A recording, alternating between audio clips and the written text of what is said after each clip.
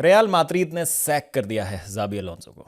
नहीं, जाबी अलोंसो छोड़ के गए हैं, रिज़ाइन करके गए हैं, क्विट किया है उन्होंने जॉब। और मल्टीपल सोर्सेज से तो अभी रिपोर्ट आ चुकी है कि भाई उनको लगा कि मेरी बात कोई सुन नहीं रहा है, मेरे आइडियाज़ जो हैं वो प्लेयर्स तक पहुंच नहीं रहे, प्लेयर्स मेरे आइडियाज़ को नहीं ट्रांसलेट कर पाएंगे पिच पे। जिस तरह से मैं चाहता हूं कि टीम रन हो, जिस तरह से मैं चाहता हूं ये खिलाड़ी खेले, जिस तरीके से मैं चाहता हूं कि इस क्लब में फंक्शनिंग हो, वो होने नहीं देंगे ये खिलाड़ी। जिसका मतलब ये है कि सही डिसीजन है कि मैं अब क्लब छोड़ के चला जाऊं। देखिए, एल क्लासिको हारी ज़रूर रियल मैड्रिड और प्रेशर था जाबी अलोंसो पे, ठीक है। बड़े मैचेस थे जिनमें रिजल्ट्स नहीं आ रहे थे, जैसे मैड्रिड डार्बी आप हार गए थे, जो लीग वाला मैड्रिड डार्बी हुआ था वो आप हार गए थे, और भी कुछ मैचेस में आपकी परफॉर्मेंस अच्छी नहीं थी। अभी आप सुपर कोपा का एल क्लासिको हारे हैं, लेकिन पॉजिटिव्स भी आपको देखने होंगे। चैंपियंस लीग में कुछ मैचेस में रिजल्ट्स अच्छे थे, मतलब परफॉर्मेंस आप कह सकते हैं क्वेश्चनेबल थी, बट अभी भी रियल मैड्रिड इतनी अच्छी पोजीशन में, मुझे लगता है कि स्टिल रियल मैड्रिड टॉप 8 में फिनिश कर सकती है आराम से। यहीं पे ही अगर हम एक बार ला लीगा की स्टैंडिंग्स पे नजर डालें तो रियल मैड्रिड अभी 45 पॉइंट्स पे है, 4 पॉइंट पीछे हैं वो बार्सिलोना से। 2 मैच हारे हैं, 19 मैचेस हुए हैं, 14 मैचेस जीते हैं रियल मैड्रिड ने। तो ऐसा नहीं था कि जाबी अलोंसो के अंडर बर्बाद ही हो गया था पूरा, और ये जो लॉस थी वो तो बहुत ज़्यादा डैमेजिंग थी, या बार्सिलोना ने तो पेला बुरी तरीके से रियल मैड्रिड को 6-0 7-0, तो ये इतनी एम्बैरेसिंग डिफीट हो गई कि अभी सैक कर दिया जाए। देखिए, बार्सिलोना ने अच्छा खेला गेम, सेकेंड हाफ में पूरा डोमिनेट किया रियल मैड्रिड को, बट क्या ये सैकेबल ऑफेंस था जिस तरीके से जाबी अलोंसो हारे? नहीं। मुझे लगता है कि जो न्यूज़ आ रही थी ना इतने टाइम से कि अब इस मैच के बाद सैक कर देंगे, अब ये हो जाएगा तो सैक कर देंगे, गुटबाजी हो गई है ड्रेसिंग रूम में, ब्राज़ीलियन प्लेयर्स एक तरफ हो गए हैं, एम्बापे वाला ग्रुप एक तरफ हो गया है, सुपरस्टार का जो ईगो होता है वो मैनेज नहीं हो पा रहा है जाबी अलोंसो से, अजीब अजीब चीज़ें हो रही है। न्यूट्रिशनिस्ट जो थी अभी रियल मैड्रिड की लास्ट मंथ वो सैक हुई हैं, उनके हवाले से बहुत सारी न्यूज़ आई है कि वो चाह रही थी कि प्लेयर्स किसी तरीके की एक स्पेसिफिक डाइट फॉलो करें।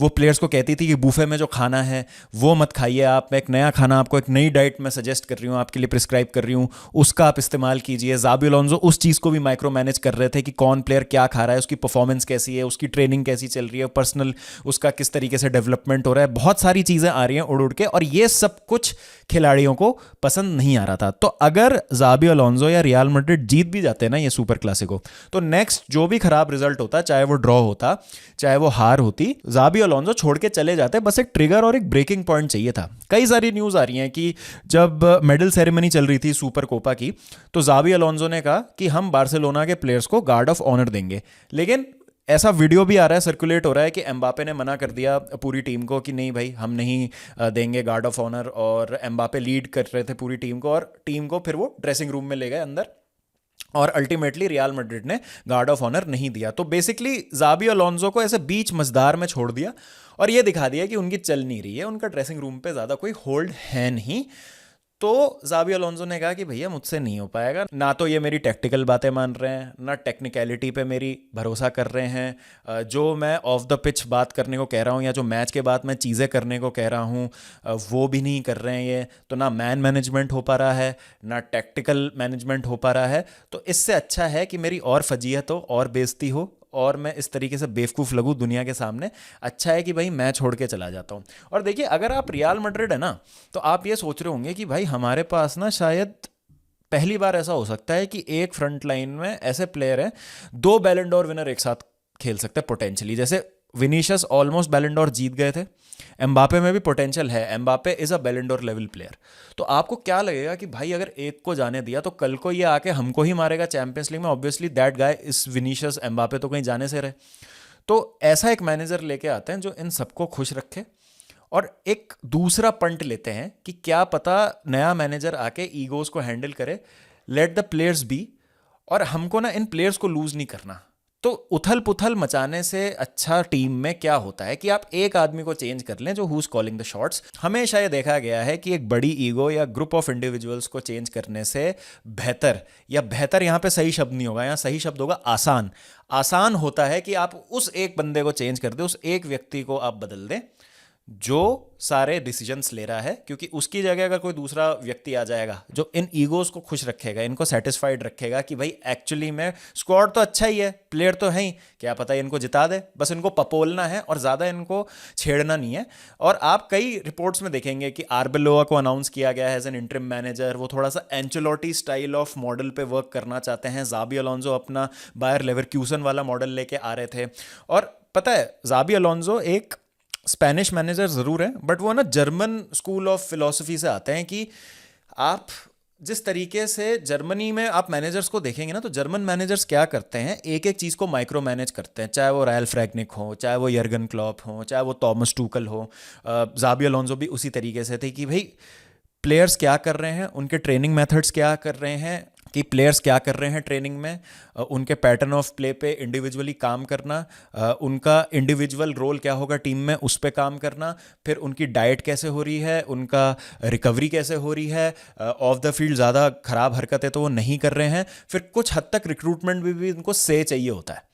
तो ये सब चाहिए होता है जर्मन मैनेजर्स को, तब जाके वो अपनी पूरी छाप छोड़ते हैं क्लब पे। और जो ज़ाबी अलोंसो को नहीं मिला, जो जर्मन स्कूल ऑफ थॉट से आते हैं, ज़ाबी अलोंसो अगेन मैं कह रहा हूँ स्पेनिश है, बट लेवरक्यूसन मैनेज किया है, बायर्न म्यूनिक में बहुत ज़्यादा समय बताया है, तो वहाँ से उन्होंने जो है अपने सारे पैंतरे सीखे हैं कोचिंग के। तो कभी ये फिट होना ही नहीं था। तो यहाँ पे मैनेजमेंट की पूरी गलती है कि आपको अगर रियल मैड्रिड में एक अच्छा मैनेजर चाहिए जो परफॉर्म करे, क्योंकि सुपरस्टार हमेशा रहेंगे, real Madrid is the biggest club in the world, तो जो सुपरस्टार्स और जो बड़ी ईगोज होंगी ना हमेशा होंगी इस क्लब में।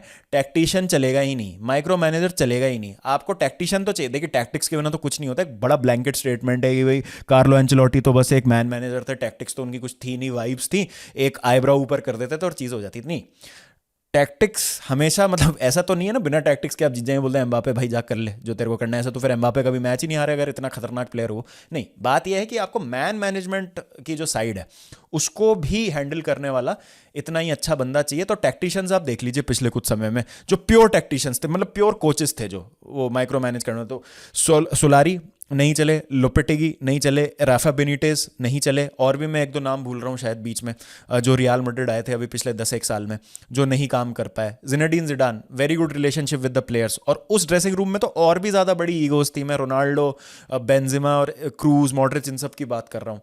कार्लो एंचेलोटी अगेन उनका मैं एग्जाम्पल ले रहा हूँ। तो ये इस तरीके के मैनेजर्स सक्सेसफुल होंगे। आसान नहीं है इस ड्रेसिंग रूम को मैनेज करना। जैसे अभी मैं करंटली देखता हूँ ना, ज़ाबी अलोंसो के लिए लिवरपूल एक बहुत अच्छा फिट है, क्योंकि प्लेयर्स हार्ड वर्किंग है, ईगोज वाला मुझे नहीं लगता कि इतना ज़्यादा इशू होगा वहाँ पे। प्लेयर प्रोफाइल वाइज भी लिवरपूल का स्क्वाड काफ़ी सूटेड है ज़ाबी की फुटबॉल के लिए, दोनों वर्ड्स और फ्रिम्पोंग भी खेल रहे हैं अभी लिवरपूल में, तो वहाँ पर मुझे लगता है कि ज़ाबी अच्छा कर सकता है। बट रियल मैड्रिड ना इज़ अ डिफरेंट ग्रेवी। आप ना ऐसे बुली नहीं हो सकते उस ड्रेसिंग रूम में, या तो फिर आप भाई पूरा मतलब वॉर वेज कर दें तो भी आपको निकाल दिया जाएगा कि भाई आप प्लेयर्स को खुश कैसे नहीं रख पा रहे। Which brings me to the point कि क्या प्लेयर पावर एक बहुत इंपॉर्टेंट चीज़ हो जाती है जो बड़े क्लब्स होते हैं उनमें, और जहाँ पे इतने बड़े खिलाड़ी जैसे एम्बापे, विनीशियस वगैरह खेल रहे होते हैं। क्योंकि एम्बापे आप देखिए तो पीएसजी के समय से ही न्यूज़ आ रही है कि मतलब ऐसा आता था कि भाई मेसी, नेमार खुश नहीं थे, एम्बापे जिस तरीके से कर रहे थे चीज़ों को कंट्रोल वहाँ पे। जब कॉन्ट्रैक्ट एक्सटेंड हुआ था पीएसजी में, जब रियल मैड्रिड आते आते कॉन्ट्रैक्ट एक्सटेंड कर लिया था पीएसजी में एम्बापे ने अपना, तो खबरें आई थी कि भाई एम्बापे को बहुत हद तक कंट्रोल दे दिया गया है, कभी मैनेजर से खुश नहीं होते। स्पेसिफिक प्रोफाइल के प्लेयर्स एम्बापे को चाहिए जिससे उनका गेम अच्छा हो, rather than as a collective team के लिए साइनिंग क्या अच्छी है। सारी न्यूज़ बहुत पहले से आ रही थी उड़ उड़ के। अब इनमें कितनी सच्चाई है कितनी नहीं है, लेकिन नहीं, अब एक पैटर्न बनता जा रहा है कि एम्बापे का अगर आप पीएसजी ऑनवर्ड्स करियर देखेंगे ना, तो मैक्सिमम आई थिंक 2 साल कोई मैनेजर रुका होगा। हर 1 से 1.5 साल में ना मैनेजर चेंज हो रहा है, मतलब एवरेज 1.5 साल में तो मुझे लग रहा है कि मैनेजर चेंज हो ही रहा है। 18 महीने से ज़्यादा कोई मैनेजर टिक ही नहीं पा रहा है एम्बापे के साथ। एंचेलोटी का चलिए करियर इस तरीके से आगे बढ़ा रियल मैड्रिड में कि उनका कॉन्ट्रैक्ट एक्सपायर हुआ, मतलब ऐसा नहीं था कि एंचेलोटी को सैक किया गया था। बट कोई भी मैनेजर ना एम्बापे के साथ बहुत लंबे टाइम तक नहीं टिक पा रहा है, क्योंकि एक पॉइंट के बाद मुझे लगता है कि ऑटोनॉमी चाहिए होती है। और चाहे वो विनीशियस हो, एम्बापे हो, रोड्रिगो हो, एक ही गुंडा हो सकता है हर टीम में, और वो गुंडा अगर मैनेजर हो तो ही अच्छी बात होती है टीम के लिए। वरना मैनेजर आते रहेंगे जाते रहेंगे, सक्सेस मिलती रहेगी, एम्बापे अपने 60-65 गोल मारते रहेंगे हर सीजन में, बट क्या वो ओवरऑल टीम के लिए अच्छा है? I don't know. तो ईगो वाली चीज़ एम्बापे पे कितनी ज़्यादा भी फिट बैठती है वो तो है, और एम्बापे लीड कर रहे हैं ड्रेसिंग रूम को, ये भी दिख गया है। जो सुपर कप के एंड में हुआ है पिक्चर्स को देखते हुए, बट मैं थोड़ा सा सरप्राइज्ड हूँ कि टाइमिंग बड़ी मतलब मुझे अजीब लग रही है। अगेन सिचुएशन बहुत ज़्यादा ख़राब हो गई थी क्या कि इसको टॉक आउट करके और ये नहीं किया जा सकता था कि भाई एम्बापे तुम थोड़ा अपना ईगो संभाल लो, जाबी अलोंसो तुम अपना मैन मैनेजमेंट वाला साइड पे थोड़ा ज़्यादा ध्यान दो, जैसे तैसे काम करते हैं, आइडियल सिचुएशन नहीं है बट सीजन के एंड तक रुक जाओ यार। तो ये है ना ब्रेकिंग पॉइंट जब आ जाते हैं ना तो इससे पता चलता है कि टेंशन्स ना बहुत पहले से चल रहे हैं। तो जब से ये शुरू हुआ है जाबी अलोंसो का टेन्योर, कुछ न्यूज़ रिपोर्ट्स में तो ये आ रहा है कि क्लब वर्ल्ड कप के टाइम से खुश नहीं थे प्लेयर्स जाबी अलोंसो से।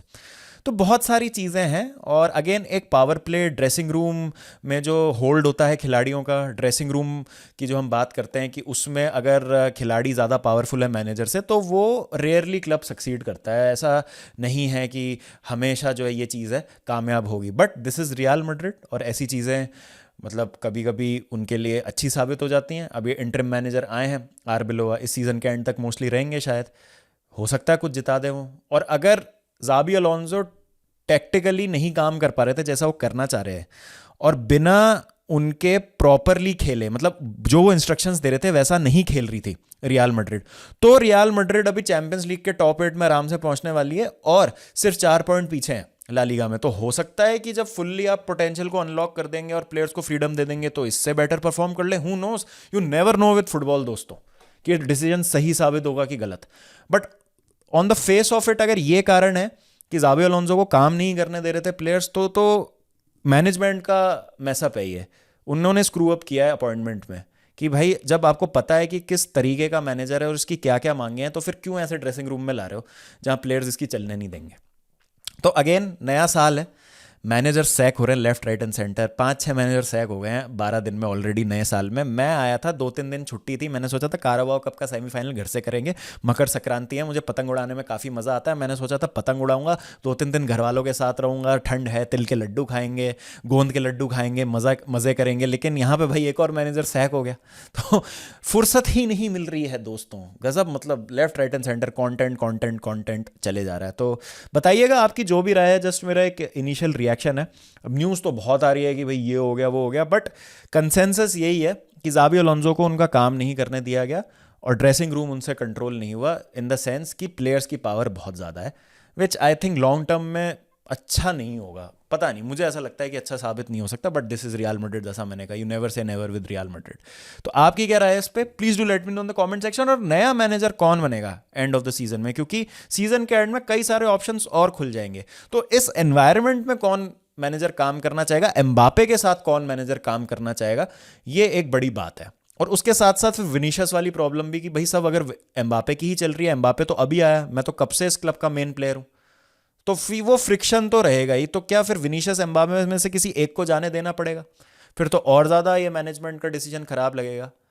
तो जाबी क्या चाहते थे कि तीनों रहें या एक चला जाए या रॉड्रिगो जाए विनीशियस जाए, पता नहीं, मतलब बहुत ज़्यादा भसड़ है। आपकी क्या थ्योरीज हैं, please do let me know in the comment section. Like कर दीजिएगा वीडियो को, सब्सक्राइब कर दीजिएगा, हाइप जरूर कर दीजिएगा, and I will see you soon दोस्तों। Till then take care and piece.